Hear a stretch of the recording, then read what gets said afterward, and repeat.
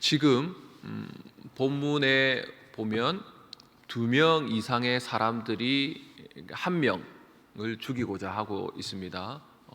죽이고자 하는 사람은 요셉의 형들이었고 죽어야 되는 사람은 요셉 한 명입니다.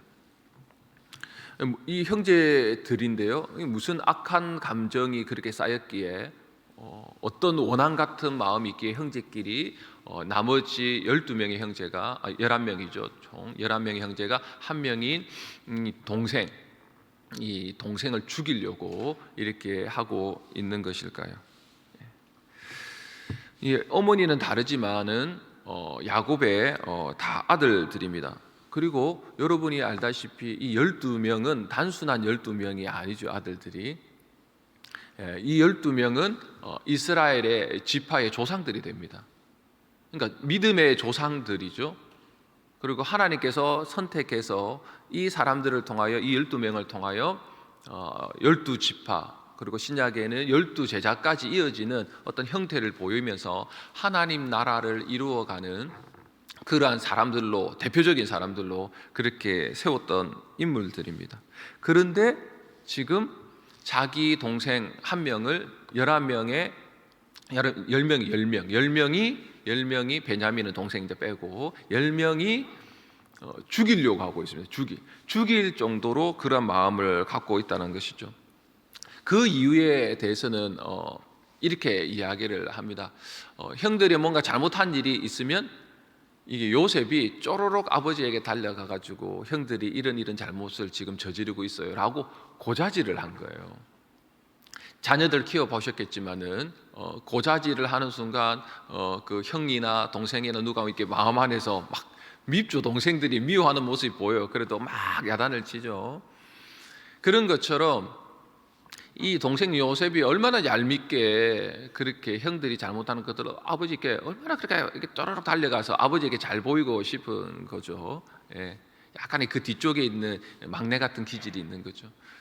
그런 부분들을 막 고자질을 요셉이 한 겁니다. 거기다가 저것이 하면서 이렇게 약간 미워하는 마음이 생겼죠. 얄미운 마음이 생겼는데 거기다가 이 아버지의 또 잘못이 있어요. 이 야곱 아버지가 이게 라헬, 사랑하는 딸 라헬이 낳은 첫 번째 아들이 요셉인데 너무 라헬을 사랑하기도 했지만 그 사랑하는 그 라헬로부터 낳은 아들이 이 요셉을 나머지 아들보다 훨씬 더 사랑하는 겁니다. 흔히 우리가 말하는 편애하는 것이죠. 그래서 다른 아들에게는 허름한 그냥 너 물려 입어라 형들 옷들 물려 입어라 첫째부터 해가 쭉 형들 옷들 물려 입었는데 요셉은 안 물려 입고 너 신상만 사주는 거예요. 이렇게 채색 옷, 이렇게 좋은 옷, 나 아빠 저거 입고 싶어요. 그러고 사. 이렇게 계속 그런 옷이니까 형들이 볼 때는 아버지가 너무 지나치게 편애를 하는 겁니다. 그 편애를 하면 마음 안에서 그렇죠. 저만 편애를 해. 왜 저렇게만 저기만 좋아해? 해서 마음 안에서 미워지죠. 물론 아버지에 대한 미움도 이렇게 생겨나는 거 있지만은 희한하게 그렇게 사랑을 독차지하고 있는 그 아들이 밉죠. 그러니까 동생인 요셉이 미운 것입니다. 그렇다고 해서 이런 아버지 편애를 받는다, 그리고 고자질을 한다 해서 저 죽여야 되겠다. 이거는 완전히 이상한 거죠. 그 정도까지 사람을 이렇게 죽여야 되겠다. 그럴 수도 있겠지만은 오늘날 그러나 그러지는 않는 거예요. 결정적인 게 있었어요. 그게 꿈 이야기입니다. 오늘도 보면 그렇게 얘기하죠. 꿈꾸는 자가 오는도다. 여러분이 알다시피 이게 요셉이 두 번의 꿈을 꾸고 난 다음에 형들에게 또 쪼르륵 말을 해요. 아직까지 요셉이라는 우리가 알고 있는 총리가 된 이 요셉은 지금의 굉장히 아주 미성숙한 이런 인격의 모습을 보여주고 있는 것이죠. 그래서 쪼르르륵 가서 꿈 얘기를 이리저리 하는데 그 꿈의 핵심의 마지막 해, 달, 별들, 별단이 나한테 절한다라고 얘기하는 거예요. 그럼 바로 아버지도 그 얘기를 듣고 야, 네가 지금 그딴 소리를 해? 그럼 내가 너한테 절한다는 거야? 말도 안 되는 이야기죠. 근데 형들의 입장에서도 형들이 이 동생한테 절을 한다라고 하는 것으로 해석이 되어졌습니다. 그때 비로소 형들이 네가 이게 기고만장했구나.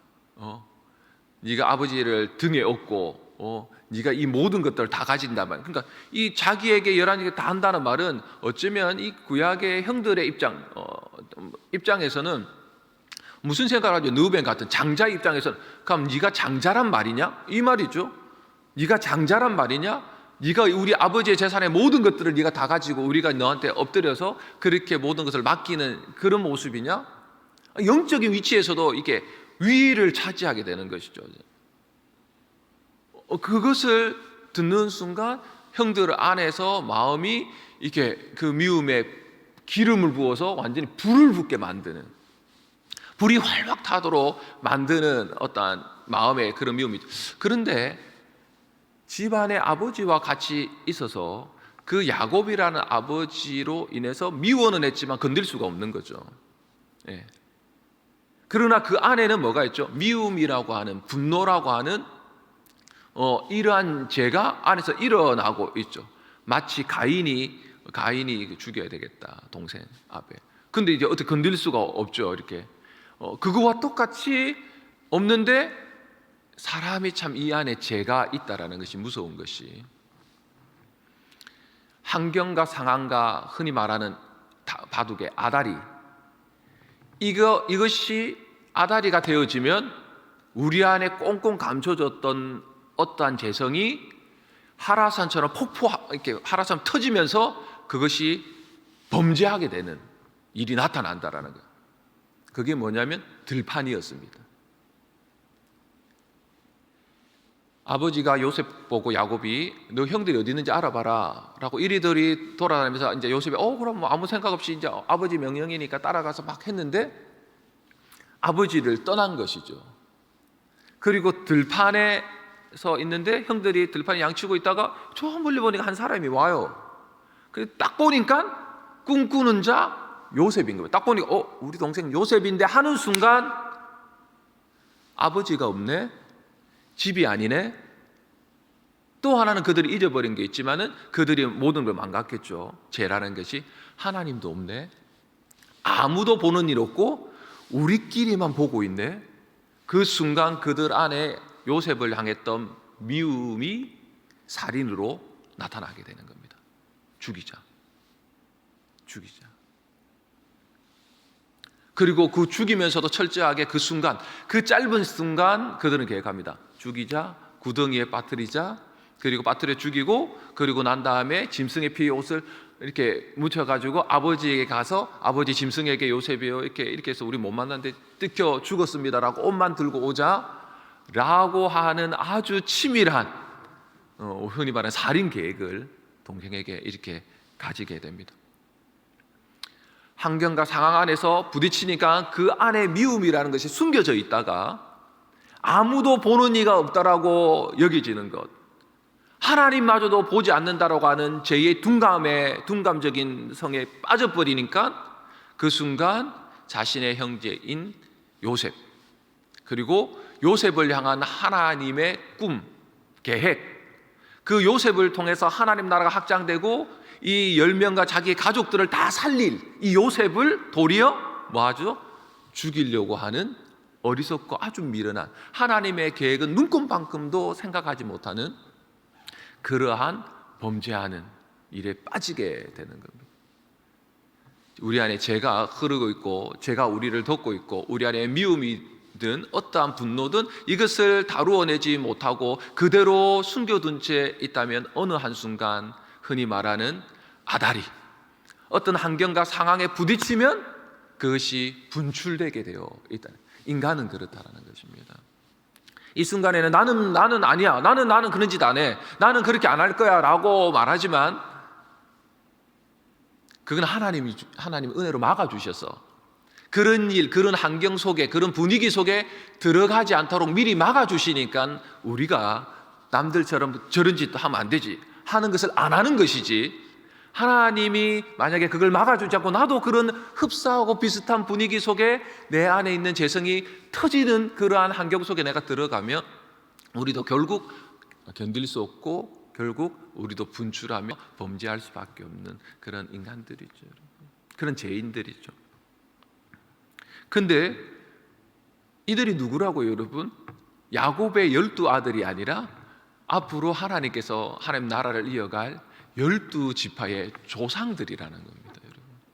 이 12지파의 조상들이 지금 다른 누구도 아니고 미워하는 마음 때문에 그저 동생을, 그 한 명의 동생을 10명이 계획해서 치밀하게 죽이고 아버지까지도 죽이며 부모 공경을 하지 않는 이 모습을 보일 때, 이 12지파 하나님께 선택하셨는데 이들이 이렇게 악할 정도로 이럴 수 있나? 하나님의 계획을 무너뜨리려고 할 정도로 이렇게 영적으로 우둔하나?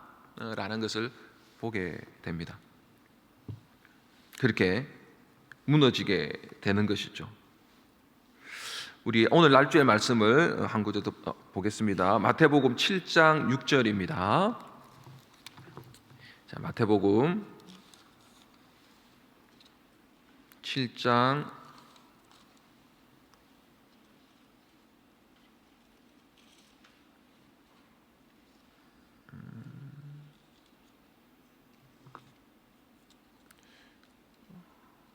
6절. 마가복음이죠. 마가복음.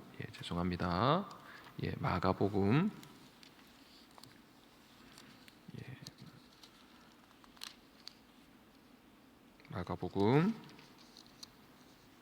마가복음 7장 6절 우리 말씀 읽도록 하겠습니다. 시작.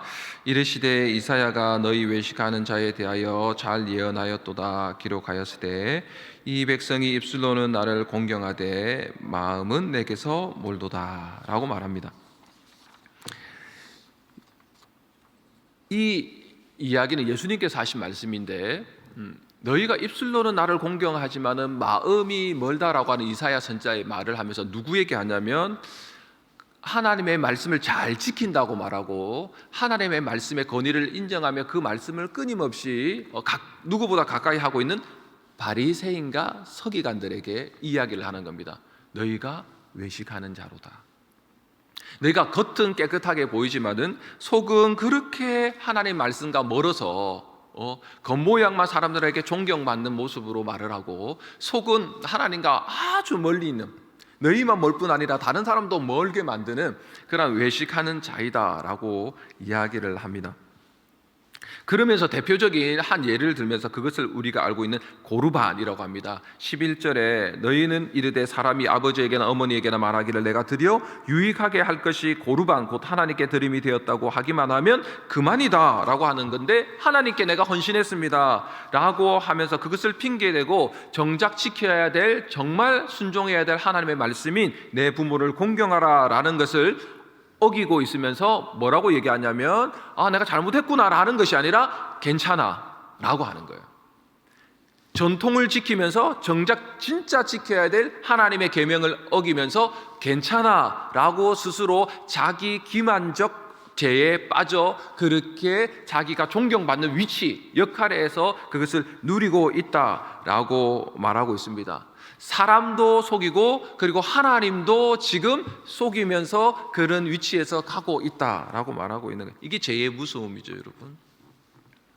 말씀을 가까이 하고 하나님 앞에서 자기가 제일 하나님을 잘 섬긴다라고 하는 그 모습에 있는데 그것이 자기도 속고 남도 속이는 그런 형태로 이것이 나타나고 있습니다. 이게 우리 안에도 다 이렇게 숨겨져 있죠. 여러분, 이것은 우리 죄의 기본적인 자기 기만적 행위가 우리 안에 있습니다. 죄가 그런 것이죠. 죄가 우리를 속이는 것이죠. 죄 자체가 우리 안에 오면 내가 바르게, 나는 당신이 바르게 말하고 있다라고 말하고 있으면서도 성경이 말하고 있는 너희는 비판하지 말라라고, 또 미워하지 말라 했는데 바르게 말하고 있는데 겉은 분명히 남들 볼 때 다 옳아요, 다 발라요, 정당성 있고 합리적이에요. 그런데 그 속의 마음은 미워하고 있으면서 바르게 말하고 있다면 주님은 미워하지 말고 용서하라, 사랑하라 했는데 바른 말을 함으로 그 바른 말이 내 안에 있는 미움을 덮는 것처럼, 나는 하나님 앞에 오라 라고 하는 것처럼 만들어서 나는 의인이고 너는 죄인이라고 하는 외식적인 기만적 자기 속임에 그렇게 넘어지게 만드는 것이 뭐라고요? 우리 안에 있는 죄라는 것입니다. 그래서 사도 바울도 이렇게 고백했지 않습니까? 우리 날주입니다. 우리 로마서 7장입니다. 로마서 7장. 이런 죄에 끊임없이 속고 속이면서 자기 안에 무너지는 그러한 모습을 통해서 사도 바울이 로마서 7장 22절에서 24절까지 이렇게 고백하죠. 사도 바울마저도 이렇게 고백합니다. 우리 로마서 7장 22절에서 24절까지 함께 읽도록 하겠습니다. 시작. 내 속사람으로는 하나님의 법을 즐거워하되 내 마음에 법과 싸워 내 지체 속에 있는 죄의 법으로 나를 사로잡는 것을 보는도다. 오라 나는 공고한 사람이로다. 이 사망의 몸에서 누가 나를 건져내랴. 한 번 이상 고백해 보셨죠, 여러분? 아휴, 공고하다. 내가 이렇게 예수 믿는다고 해서 나한테 이런 믿음도 없나? 사도 바울이 사도 바울입니다, 여러분. 사도 바울. 예. 성경과 성교에 있어서 우리가 어떻게 티끌마저도 따라가기 힘들 존재인데, 그가 예수 믿기 전이 아니라 예수를 믿고 난 뒤에도 그 안에서 끊임없는 내적인 죄와의 어떤 싸움이 그 안에서 일어나면서 얼마나 치열했든지 사도 바울마저도 오라 나는 공고한 자로다 라고 말하고 있는 거예요. 혹시 여러분 죄로 말미암아 오라 나는 공고한 자로다, 이렇게 기도를 열심히 이렇게 말씀 순종하는데 어느 순간 한순간 또 죄가 들어와서 푹 꺾이고 또 폭 꺾이고, 그래서 이놈의 죄 때문에 내가 하나님과 좀 친밀해졌다 싶은데, 하나님과 좀 가까이 돼서 은혜 받았고 뭔가 이제 내가 좀 변화되었다 싶은데 또 어느 순간 내 안에서 엄습하고 침범하고 그렇게 또 넘어지게 만들고 또 미워지게 만들고 또 용서하지 못하게 만들고 또 하나님 앞에 여전히 넘어지게 만드는 어떤 나의 죄의 습관, 나에게 치명타를 날리는, 늘 이렇게 내 안에 이렇게 뭔가 딱 치부를 건드리는 그 치명적인 죄가 있거든요. 이게 해결된 것 같은데 또 넘어지는, 절망하죠. 하나님 앞에 이거는 하지 않기로 내가 결단했고 기도했고 눈물로 회개했고 정말 하나님 제가 이제는 이거는 절대로 하지 않겠습니다 막 할 정도로 이렇게 했는데 뭐합니까? 또 어느 한순간 아다리가 딱 떨어지면 아무도 보지 않는 들판에 딱 있는 것처럼 보이면 우리 안에서 야곱의 형제처럼, 바리새인과 서기관처럼, 그리고 또 어쩔 수 없는 갈등 속에서 무너지는 자신의 모습을 보면서 사도 바울처럼 오라 나는 공고한 사람이다 라고 하는 이 죄의 강력한 우리 안에 본성 안에 여전히 남아있는 이 죄의 힘이 있다는, 죄의 법이 있다라는 거예요. 끌고 내려가는, 그것 때문에 끊임없이 절망하죠. 저도 젊을 때 끊임없이 그랬거든요. 예수를 젊었을 때 23살 때 믿었으니까요. 믿지 않는 집안에 태어나서 맨 땅에 하는데 뭘 알아야죠. 이게 어떻게 넘어지, 어떻게 하는지, 말씀을 누가 그거 하는지, 그저 부딪히면서 그저 새벽기도 가고 밤에 기도하고 했는데 해결이 안 되더라고요. 그래서 저는 혹시 저보고 아이고 20대 때 20대 같아요, 그 말 싫어합니다. 저는 20대로 돌아가고 싶지 않습니다. 저는 지금이 좋아요. 지금도 별 볼일 크게 없지만은 20대 때 겪었던 그 죄 가운데 그렇게 하나님 앞에 친밀하게 여겨졌다라고 하는 그런 하나님의 은혜가 있었는데, 그 은혜를 젊었을 때 너무 많이 그 해결하지 못하는 죄 때문에 너무 많이 쏟았던 이 분노와 미움과 이런 가정 안에 이런 것 생각하면 거기로 돌아가고 싶지 않다. 그때 얼마나 공고했는지. 지금도 공고합니다. 죄로 넘어지면 공고하지만, 그러나 지금에 있는 것이, 오늘의 이 자리에 있는 것이 훨씬 더 좋습니다. 그럼 우리 안에 끊임없이 지금도 또 앞으로도 마지막 죽는 한순간도 그렇다고 하더라고요. 여러분, 마지막 죽을 때도 우리는 그렇지는 않겠지만 또 간혹 어디서 들은 이야기는 이게 진짜인지 가짜인지 모르겠는데, 또 어떤 잘 믿는 그러나 믿음의 성도는 또 죽을 때 나 예수합니다 막 이러면서 죽는다고 하는데, 그게 그냥 그 사람의 일이겠습니까? 그 안에서 사단이 또 죄로 역사하는 공고하게 만드는 일들이 있습니다. 우리의 어려움과 힘듦들, 자녀 때문에, 남편 때문에, 아니면 내 이런 속 좁은 내 인격 때문에 또 이러면서 또 넘어졌구나, 공고하구나, 또 나를 속이고 또 이렇게 하구나, 또 어떤 아다리가 되면 한번 두고 보자.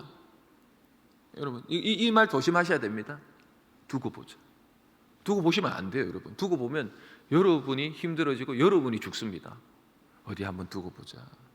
너 언제 한번은 그래, 한번 두고 보자. 이거는 복수를 내가 하겠다는 말이거든요. 원수를 내 스스로 갚겠다라는 거거든. 하나님께 맡겨야 돼. 두고 보자.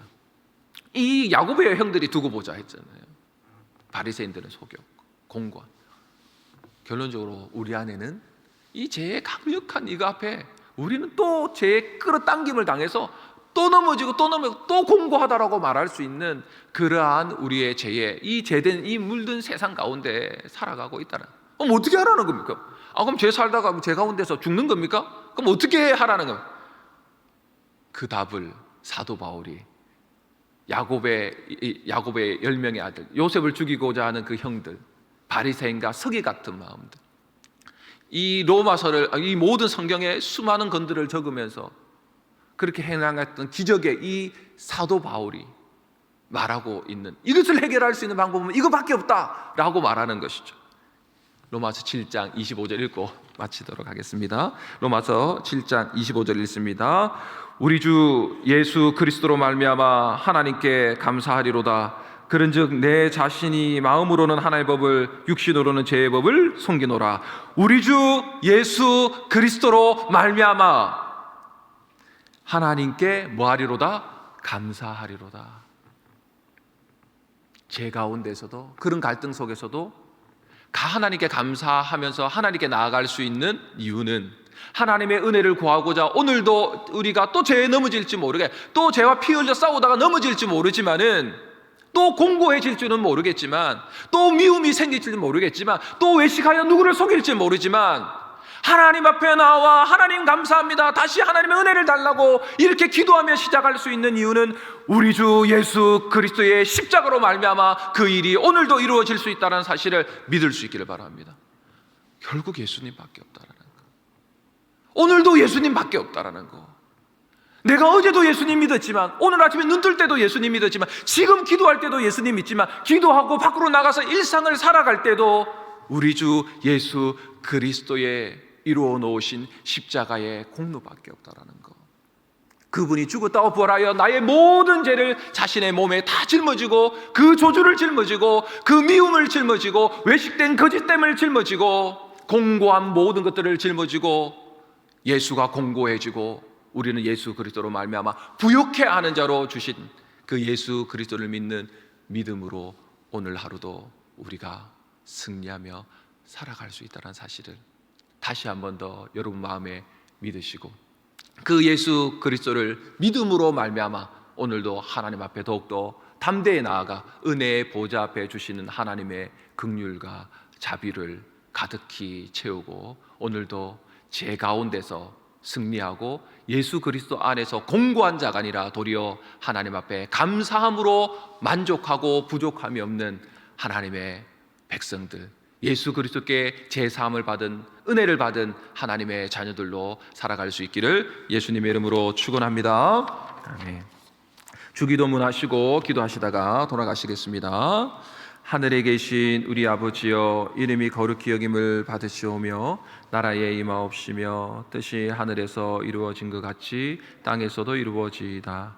오늘날 우리에게 일용할 양식을 주옵시고, 우리가 우리에게 죄진 자를 사하여 준 것 같이 우리 죄를 사하여 주옵시고, 우리를 시험에 들게 하지 마옵시고 다만 악에서 구하옵소서. 대개 나라와 권세와 영광이 아버지께 영원히 쌓온나이다. 아멘.